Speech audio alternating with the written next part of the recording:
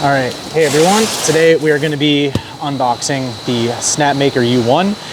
So we were one of the super early bird backers on Kickstarter, knowing that we were going to want to be developing profiles for the Snapmaker U1. One of the great things about it is because it can do multiple materials, it's going to be a lot easier to, one, to print with things like Pro PCTG, but also to use things like standard PLA Plus as a breakaway support material, since you won't be running the same material through the same nozzle. So should really open up a lot of good things there. I want to note that one of the things that we have on here, the top of the box, is a notice talking about accidentally over tightening the screws. I've also received multiple emails about this. It sounds like part of the housing for the part of the Snapmaker uses a softer plastic, and it's very possible to over tighten the screws into that, which could damage the plastic kind of irreversibly. Once it's been damaged, I don't think there's a whole lot you can do about it. So let's see. Opening up the box here, we have the quick start guide up top, and I'm going to do things a little differently than how I did the H2C, and I'm going to read the quick start guide to see if there is a simple, easy way to unbox this compared to how I did the H2C, which, while not terrible, left some room for improvement on my end. As you can see, we have the H2C running right now. So there's the safety guidelines. Just going to set those to the sides because who needs safety? I gotta say, this is a very good, like, full color printed manual. This is great. I mean, this is not just a quick start guide. This is a full-on guide. Okay, so it talks about placing the package on a stable area, open it, lift the machine still in its protective bag out, then remove all of the protective materials, top and the back. Okay, separate the materials from the top and the bottom, peel off the sticky tape, remove top cover. So, okay, I think the big thing is just going to be lifting this guy out. I hope that I've got enough room over here to be able to set it down. Of course, I've not measured to verify if I do, so we're going to find out together.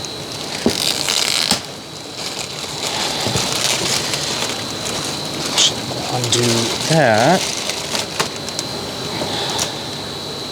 Okay, come on. All right, I'm gonna pause here, figure out which direction is front. That looks like the rear. This looks like the front. So, I'm gonna rotate this, and let's find out, do we have enough space? We do not have enough space. So, what I'm going to do is I'm going to set it down, take the packaging material off, because I think the foam might be causing enough of kind of extra width for the printer, or compared to the printer itself.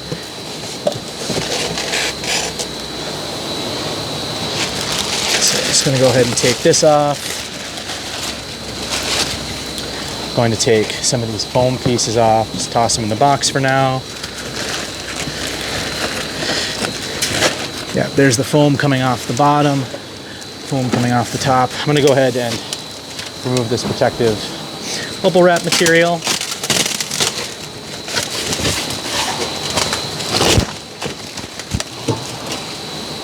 Okay, so I believe this has given us a narrower profile now for the printer. Be able to have it fit right in there. Like a glove. All right, so that's just some extra cardboard and more packing foam. I'm gonna go set that behind the camera. I'm also going to pause to just make sure this is still in frame. Okay, so went ahead and moved this so that you can actually see more of the printer. Otherwise, this is going to be kind of a very boring unboxing. So I'm going to move to the side here. I'm going to go ahead and untape everything. I'm probably going to need to move this H2C off to the side, because while the printer fits in this little spot, the Actually, you know what? I'm going to do something different. Okay, that makes a lot more sense. I'd forgotten that this thing is on rollers and I can pull it out from that little corner over there. So, back to getting all of this untaped and opened up. Got nice reinforced tape holding this down. I know I said it before when I was doing the H2C unboxing, but printer companies have gotten so much better at how well they package their printers, and also just with the unboxing experience in general. One of the other companies I had in the past was a company called Fargo 3D Printer Repair. Very creatively named, I know. My business partner Jake and I, we were actually serving as a company that worked with an Amazon reverse logistics company. So let's say when you would buy a Wanhao, like a really old Wanhao 3D printer, you know, these things cost around $1,000, $2,000. And similar to when you buy a laptop on Amazon or Best Buy or Target.com, let's say you buy it and you return it for whatever reason. It could simply be that you didn't want it anymore. It could be that it was broken and needed to be repaired. But in order for that online retailer to sell you that device as a, like a certified refurbished, well, they've got to have someone who's doing that refurbishing. So you had these electronics companies that had a lot of experience in doing laptops, tablets, cell phones, desktop computers, regular paper printers, working with Amazon that would do this. And all of a sudden, you started having these 3D printers that were showing up. And we offered kind of a repair service for 3D printers at that time, but it wasn't something we focused on. And they would, we were receiving anywhere from like 6 to a dozen pallets of 3D printers each week that needed to be evaluated for repair. We charged a flat diagnostics fee. They would, we would make a recommendation and an estimate of what it was going to take to fix, and then that company would decide whether we would move ahead with fixing it or not. I'm going to pause there on that story. So now that we have the tape taken off there, there's this small box at the top that, if I'm guessing right, either has filament or it is the tools. Hold on. So if I take this off, it's all just cardboard. Boy, this makes life a little bit easier. Okay, now here's that box I was trying to pull out before. So inside of here, I promise I'll get back to story time, but inside of this box, we have, if I can get it open, got to be smarter than the box, John. It's a very smart box, though. Okay, so inside of this box, we have the power cord, so set that to the side for now. And then we also have 4 spools of Snapmaker filament. We're not going to be using this really a whole lot, so they call it their Snap Speed PLA, just another company's marketing tactic for a quote-unquote high-speed PLA filament. So set those 4 to the side, and then that's it. That's all that was in this box, just a little bit of air packing material. So a couple more pieces of tape to take off this door. So while I'm doing that, we'll go back to story time. That company that was sending all those 3D printers back to us, we would evaluate them,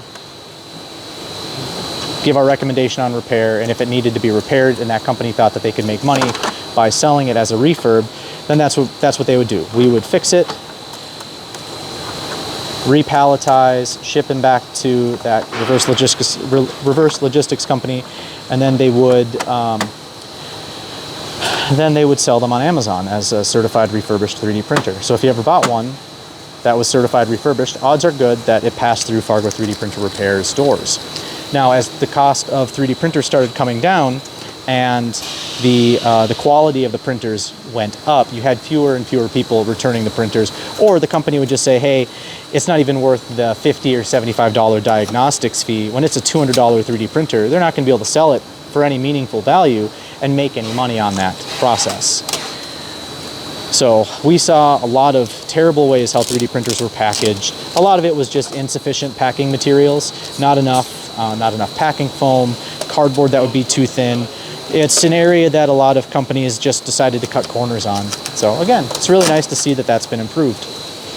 All right, taking one layer of the protective plastic off of the door, which is indeed glass, so it's important that that was packed well. I'm going to go ahead and remove the protective film as well.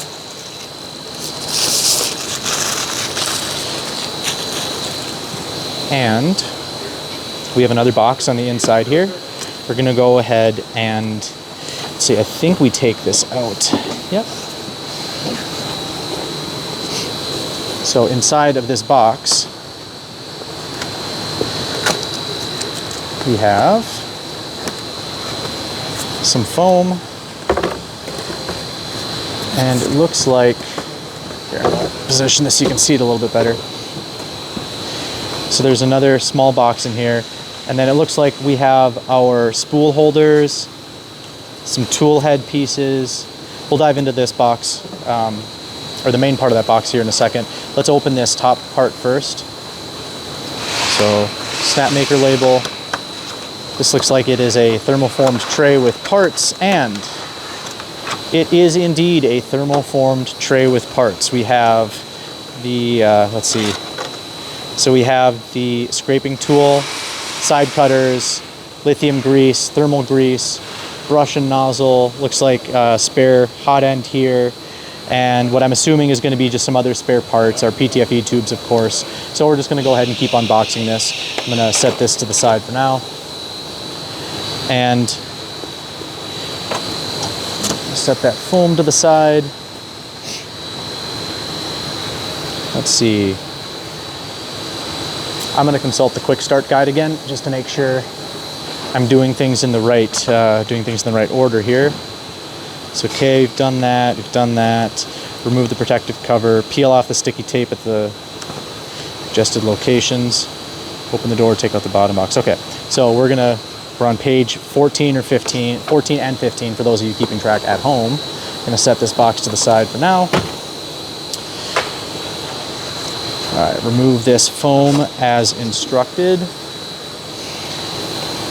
And then there's more tape we're gonna take off. So this is just a big desiccant pouch. I think this is just for transit. Remove that tape. I'm gonna set it to the side just in case they do want us to use it for something else, but I can't imagine they would. Removing tape from the build plate. Another piece of tape. Another piece of tape. I'll need to unscrew everything first before we can fully take this out. But I'm at least going to get the tape up now.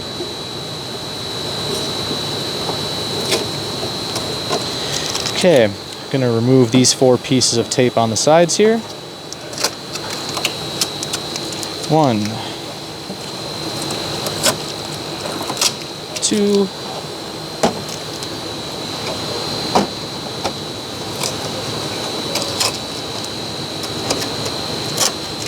3, and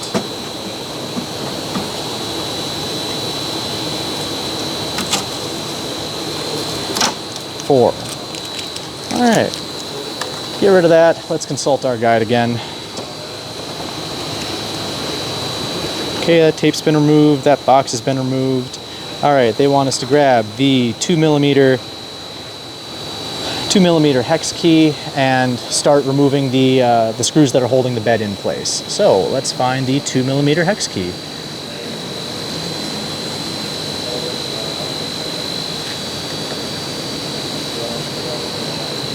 All right, this looks like the 2mm. Let's see if it actually is.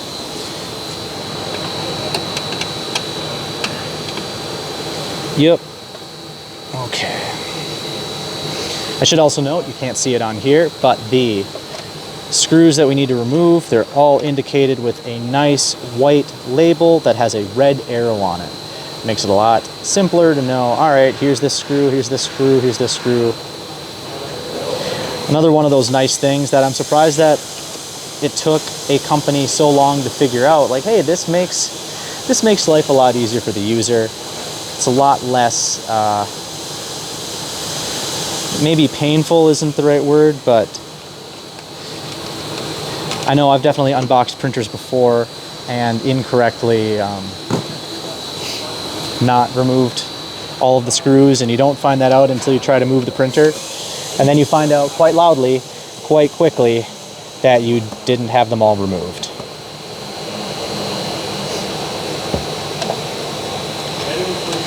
Okay. I see that there's also 4 more screws once I get done with these 2 plastic pieces holding this in. Looks like there are 2 screws on each side, on the left and the right.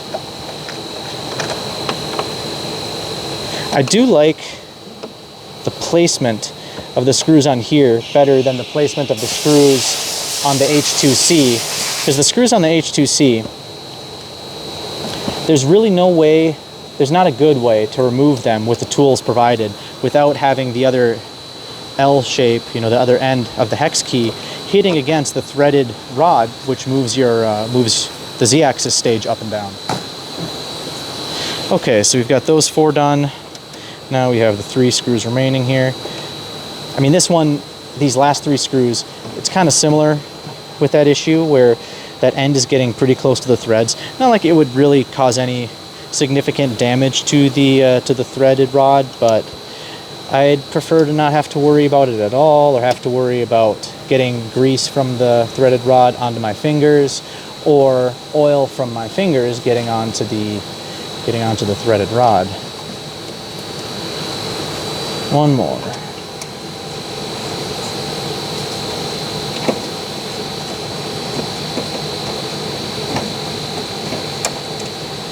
Okay, those 3 screws removed, set that to the side. We're going to consult the quick start guide again.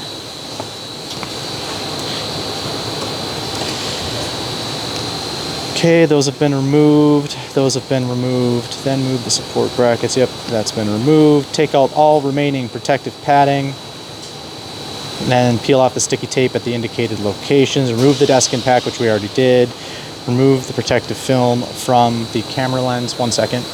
I left my GoPro at home, so unfortunately, just checking to make sure that's all still in frame. But yeah, I left my GoPro at home, so I'm filming this on my phone. I forgot to put it in Do Not Disturb, so there's probably going to be some very loud buzzes that you've heard in other parts of the video. Sorry for that. Definitely is not intentional, but I just forgot to put it into Do Not Disturb. Okay, I'm going to remove this piece of tape here. I think, I'm going to double check that quick start guide, but I think we've removed pretty much, or nearly all of the protective pieces.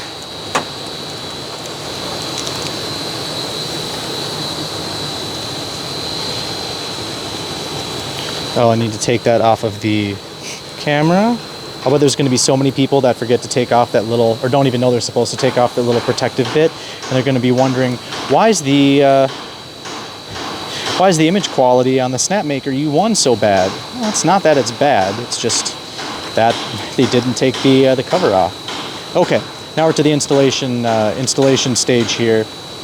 Now that everything appears to have been unpacked, there is still a piece of foam underneath this build plate, which I don't think we'll be able to truly, well, there's one piece removed. I don't think we'll be able to truly get it all removed and to verify that it's been removed until we're able to lift the Z-axis stage up. So, okay, it's wanting us to select the left filament feeder marked L and establish electrical connection. So we got to go back to our box O parts here. And I'm just going to keep this stored back here and scoot this printer forward a little bit more. There we go. Okay, so looking for the one marked L. Okay, here's the one marked L. And because I don't fully trust myself, I'll set that there. Okay, filament marked L. All right, there is some protective tape we need to remove here from the cables. I want to be careful so I don't accidentally pull anything with the cable out or damage the cable. Okay, so that's the one for the right. Now we're going to do the one for the left. Okay, discard that over there. Then we're going to make the electrical connection.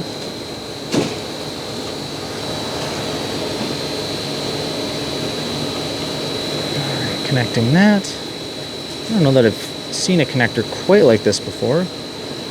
And make sure that's in all the way. I believe that's in all the way. And then I'm going to set that there. And then slide it back to lock it into place. Okay, that appears to be good and secure. And then, okay, so it does say if you ever do need to detach it, there's a button that you press down and that would unlock it. So does it want us to do, okay, so it wants us to do the left side first, detach the filament feeder, press down. Okay, we don't need to do that. So we need to insert the 4mm tubes into tool head 1 and tool head 2, matching the labels 1 and 2. Seems easy enough.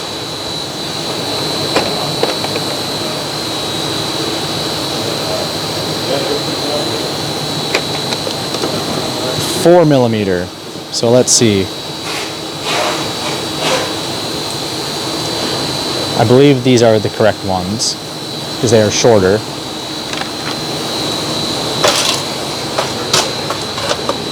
So let's see, 1 is on the top, so I'm gonna go ahead and get that for 1, and then we'll have this go on the underside, and that's been inserted into 1. Now we'll do the one for number 2. All right, position 2 and position 2. Okay. Then talks about how to remove that should you ever need to. Then we do the same thing for the right side. So we'll grab the one here on the right, plug the cable in,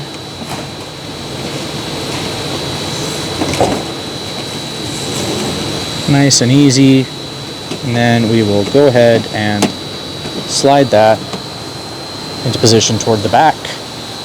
Grab filament tubes, and then number 3 on top. And then we will match that up with number 3, and then number 4, and match it up with number 4. Alright, pretty easy. Next step. Okay, that's what we've done.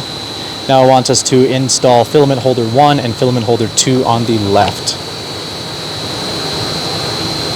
Just making sure I understand how to do that. Okay, pretty easy. So, grab this. That's 4. So this one's probably 1, number 1, and number 2. Making sure, of course, that we put them in the correct positions. Now, which one is which? So that's not labeled, but it would stand to reason that 1 would be on top to match up there.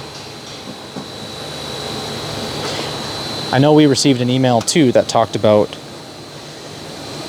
hold on, I just want to make sure that there's no data connection that I'm trying to, or that I'm going to need to reconnect here, because I think it's just a push fit.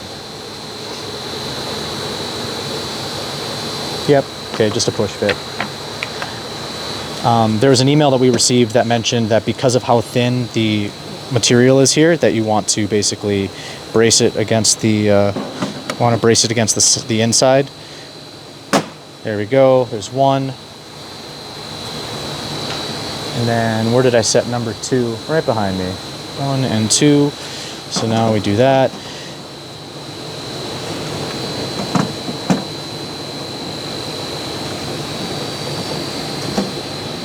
It's not really clicking. There we go.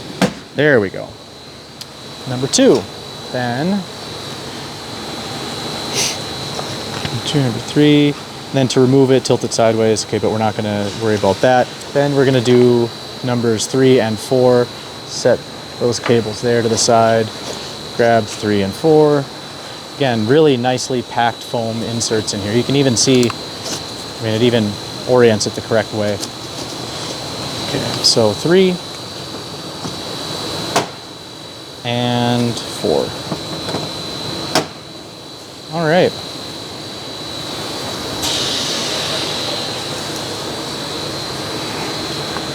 So those have been put into place. Move the tool head swapper to the front to allow for installation of the waste collector. So we're going to move that gantry all the way to the front. Snap the waste collector into place. So the waste collector is in that bigger box that we had. So snap it into place. Appears to be like that. Like that. There we go. That is in place. Make sure the long indentation on the bottom of the collector faces the rear of the machine. Yep, it faces the rear of the machine. That's good. Prior to tool head installation, ensure all sliders are in the required positions. The labeled tool head sliders must be at the far left position, while the other 3 tool head sliders should be at the far right position. I think that's one of the other things we have in the box are the tool heads, because there's quite a bit of weight in here. Yeah, there we are. So we take that piece of foam out and we have our tool heads in here.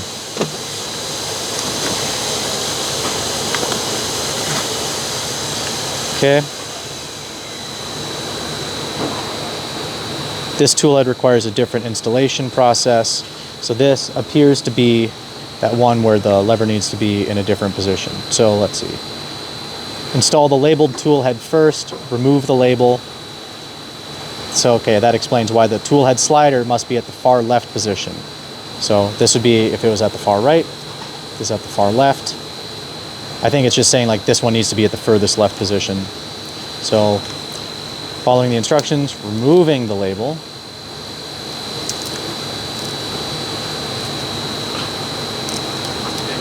Okay, that's been removed. Now, next page. Ensure the slider is positioned at the leftmost location. The red marker on the slider should be visible. Just got to make sure I see what it means with this, by the slider. Red marker should be visible. So how do I adjust the slider?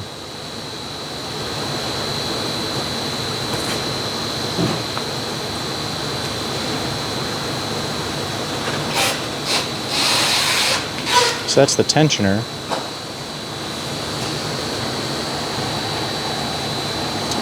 If the slider is not at the leftmost position, use the included hex key to adjust it.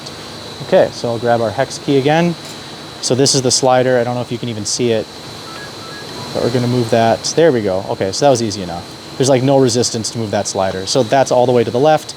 You can see that red is completely visible. Next page. And I'm going to set the rest of these to the side for now. Align and insert the dowel rods sequentially into the rear and side dowel holes, and the tool head will be fastened by magnetic force. Okay, so positioning it there first, and now to the left, and yes, it is now being held in place by magnetic force. I'm going to check the camera real quick just to make sure that everything that I want you to have visible is still visible. I hope you guys weren't thinking you were going to get a whole lot of FaceTime with me, and this is all about the printer. All right, so after the installation is complete, the red marker on the slider should no longer be visible. Correct, it is no longer visible. Proceed to install the remaining tool heads. The sliders should be positioned at the rightmost location, and the red markers on the sliders should be visible. So we'll go ahead and open one of these up.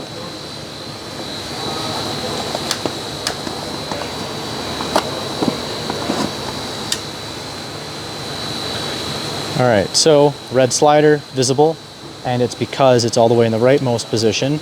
If it was in the leftmost, then it wouldn't be visible. So rightmost, red is visible. You know, I appreciate how relatively idiot-proof Snapmaker is making this. I'm not going to say completely idiot-proof because I'm not done yet, but relatively, it seems like they're doing a pretty good job. Okay, position that.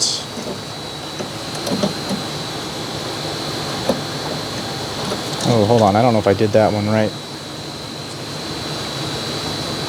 Again, Not completely idiot-proof necessarily. There we go. So that one's held in place, that one's held in place. Now, last one. Okay, the red is visible and held in place by the magnet. Great. I do believe that this box we are done with now, so I'm going to toss that over there. Okay, line and insert. Okay, we've done all that. After installation is complete, red marker on the slider should no longer be visible. Okay, well I've done something wrong then, because the red slider on all of those three is visible. I think I see why. Okay. I think it's because of where the slider was before, or where the dowel was, excuse me, before I put this in here. So I think, there we go. So I was putting the dowel in the wrong spot. So now, when it slides over to the magnet, it's in the right spot. See? Reading is fun.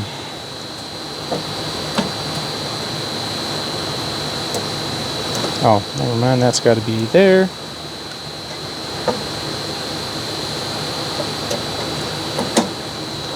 And, okay.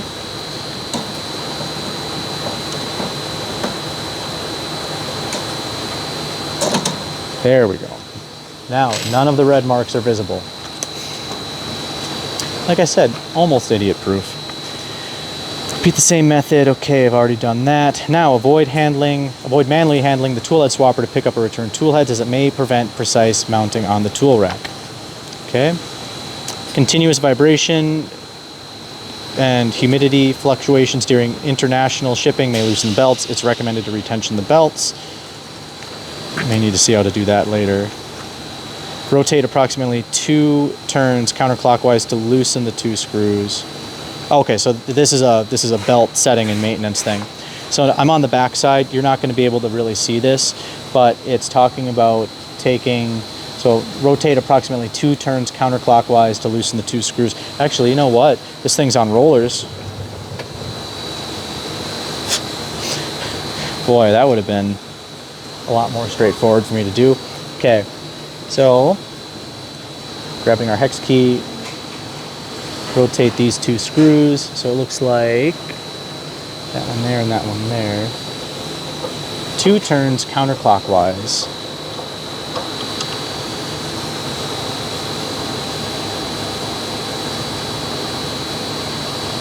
One turn, 2 turns on screw number 1, and then 1 turn, 2 turns on screw number 2, and I could actually feel that loosen up. Okay, now it says hold the tool head swapper, move it along the indicated path for approximately 2 cycles. So effectively, it wants it to be moving the entire, basically this entire way, the entire breadth of the area it can move twice, and we don't want it to hit the actual hot end tools themselves. So that's 1 full cycle. Got to be careful to grab this kind of in the middle of the mass, otherwise it seems to want to bind up on the car. I think these are carbon fiber rods. All right. So now that we've done that, we'll go ahead and retighten. So 2 turns. Okay, make sure it's actually getting in there. Okay. So let's see, 1 turn, 2 turns, nice and hand tight, and then 1 turn and 2 turns, nice and hand tight. Thread the tool head cable through the opening in the filament tube holder, then connect the tool head cable to the machine.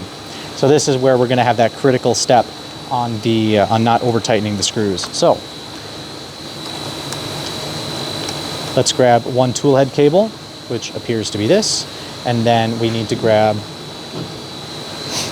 1 filament tube holder, So we're going to do position number 1 first. Undo our twist ties. And it looks like both ends are identical, so really no issues there. And just verify that I'm putting this on the correct direction. Okay, yep.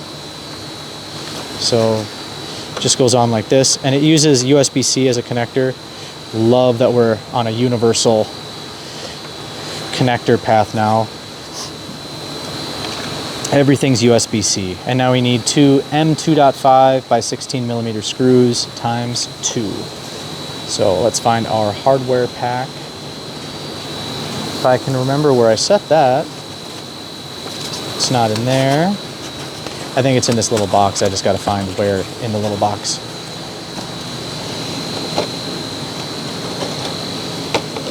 Ah, here we go. M2.5 by 16. Just going to go ahead and dump all these out right now. So 2 of them. And then we need to make sure that we do not over tighten.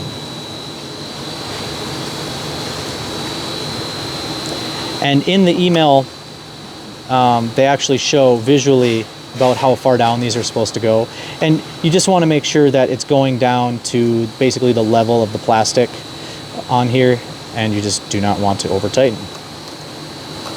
So you want to make sure that it's basically just snug in there, but not tight.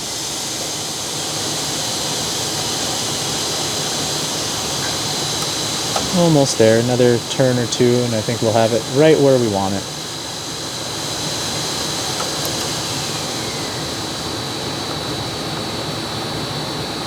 Okay, that feels good. The cool thing is we can always come back and tighten it a little bit more later on if we need to, but we want to make sure that we don't, we don't damage it.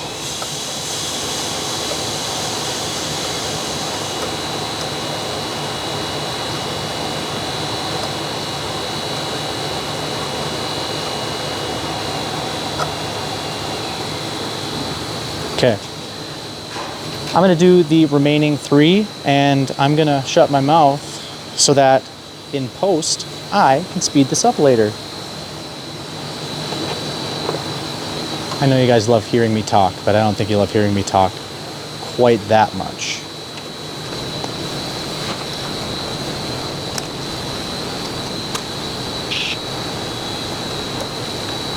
Okay, I know I said I wasn't going to talk during this, but one of the other things that Snapmaker mentions in that email, that addendum to the instructions that they've sent out, is to not use a powered screwdriver for doing this. I mean, I have just a cheap little electric screwdriver for doing this, and like for assembling things like the 3D sets models where you're doing a ton of like 2 and 2.5 millimeter screws.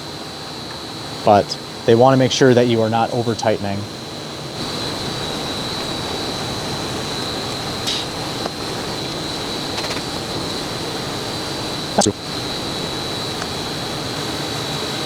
Okay, I'm going to make sure that this is still filming. Yep, still filming. Back to our handy dandy quick start guide. Repeat the same steps. Done. Connect the other end to the connect the other end and screw it in place. Okay, so now we need to use a different type of screw. This is going to be, it says ST 2.6 by 10 millimeters. Screw times 2. Okay, so where is the other? There it is. Okay. Similarly, we want to make sure that we do not over tighten. Oops, that we do not over tighten these.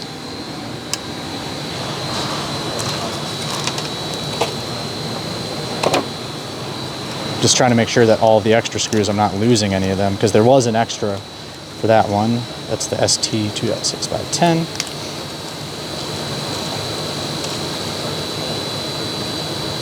And let's see, is that the same? Yep, awesome. Okay. Now once again, I will be quiet while I screw these in.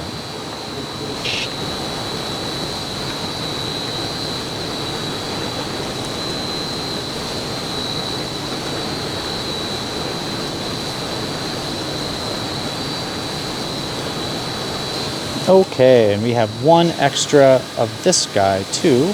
So I'm gonna just rebag that and throw it in here. Don't think we'll ever need it, but again, you never quite know. To the instructions. Okay, so we've done that. Repeat the same step. Now insert the smooth end of the 6mm filament tube into the machine body through the filament tube holder and insert the notched end into the tool head. Okay, so the notched end. And then, let's see, do they mention clipping this? We might as well do both things at the same time.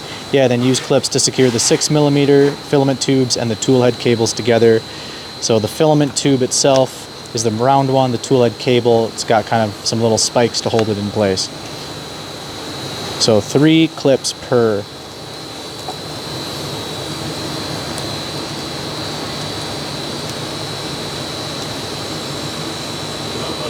The notched end. Oh, okay, I see what they're saying. So these ends are a little different. One has kind of some notches on the sides, presumably to hold it in place to keep from spinning. So let's see, we'll do number 1. That goes right in there. Just a little push connector. Okay, that's in there nice and securely. And then this one, same thing. Seems to be held in there pretty securely. Now I'm going to grab the clips. Because again, I want to kind of do this at the same time just to help keep things a little tidier. Well, if I can find the clips. I was just looking at them. There they are. Underneath the scraping tool. So, let's go ahead and dump these guys out. 3 per. Alright. Does it really make a difference which side you do this on?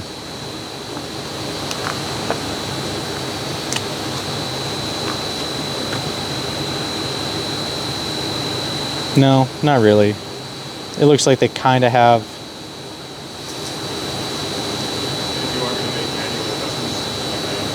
Okay, cable kind of to the left-hand side.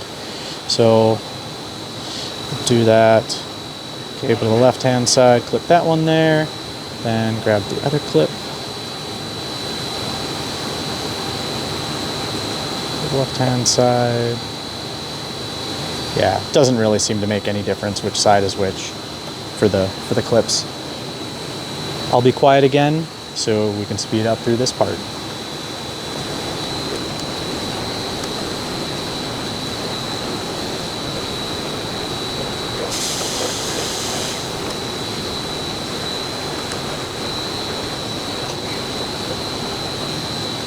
All right, that's done, and it looks like we have 1 extra clip, and we also have actually we have 2 extra clips, and then we also have 1 extra 6mm PTFE tube.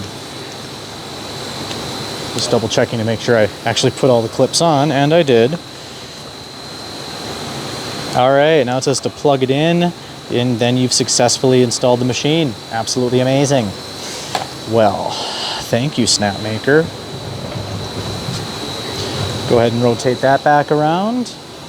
Get this bad boy undone.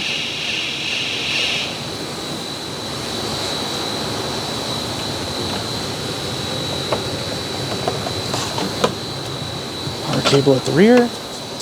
And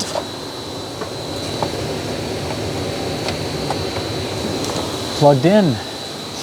Now let's go ahead, hit the power button. And that's it for the initial setup. I'm going to need to log in to the Snapmaker app and get the slicer set up, get this paired with my account. So I'm going to need my phone, hence I'll need to stop filming. But yeah, pretty straightforward setup, but highly recommend actually reading the instructions. Even if you've put together a 3D printer before, if it hasn't been the Snapmaker U1, you'll benefit from reading the instructions for sure.